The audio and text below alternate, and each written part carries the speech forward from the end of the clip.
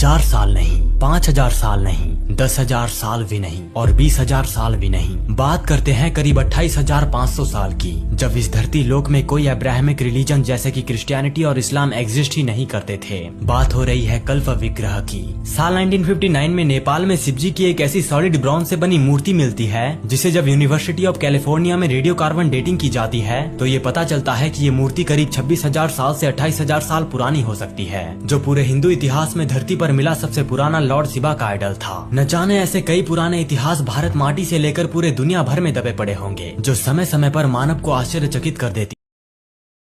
महादेव के गणों में एक से बढ़कर एक वीर हैं, पर उन्हीं के बीच एक ऐसा गण भी है जो केवल हड्डियों का ढांचा है और जिसके 3 पैर हैं। आखिर कौन है यह विचित्र गण और महादेव ने उसे यह सम्मान क्यों दिया जबकि उसकी भक्ति ही अधूरी थी? ये कहानी है महर्षि भृंगी की, जिनकी शिव भक्ति की कोई सीमा नहीं थी, पर जिनका अहंकार भी असीम था। वे महादेव को ही परम सत्य मानते थे और उनके लिए शक्ति यानी माता पार्वती का कोई अस्तित्व ही नहीं था। जब भी वे कैलाश जाते तो वे केवल महादेव की परिक्रमा करते। वे जानबूझकर माता पार्वती को लांघ जाते, जो महादेव के ठीक बगल में बैठी होती थीं। उनका यह अहंकार, यह द्वैत भाव केवल माता पार्वती का नहीं बल्कि सृष्टि के उस आधे सत्य का अपमान था जिसके बिना स्वयं शिव भी अधूरे हैं। माता पार्वती ने उन्हें कई बार समझाने का प्रयास किया, पर भृंगी का हठ नहीं टूटा। तब उन्हें परम सत्य का पाठ पढ़ाने के लिए महादेव और माता पार्वती ने एक लीला रची। वे दोनों एक दूसरे में विलीन हो गए और अर्धनारीश्वर का दिव्य रूप धारण कर लिया, आधा शरीर शिव का, आधा शक्ति का।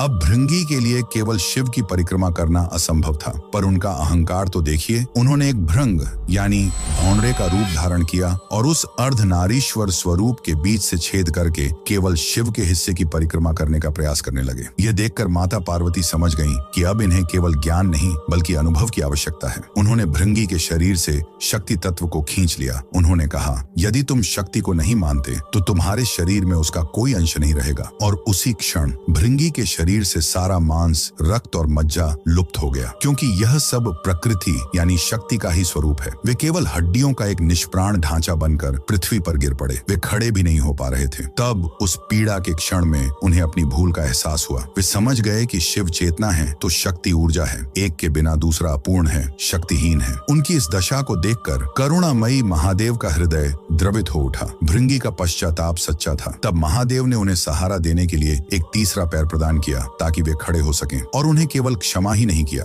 बल्कि उन्हें अपने प्रमुख गणों में स्थान दिया, क्योंकि महादेव चाहते थे कि भृंगी का यह 3 पैरों वाला अस्थि पंजर स्वरूप पूरे ब्रह्मांड के लिए एक जीवंत पाठ बन जाए। यह हर क्षण यह याद दिलाए कि शिव और शक्ति अलग नहीं है। जो केवल एक की पूजा करता है उसकी भक्ति भृंगी की तरह ही अधूरी और लंगड़ी है। उस अर्धनारीश्वर के सम्मान में जो आधे होकर भी एक हैं, कमेंट्स में हर हर महादेव अवश्य लिखें।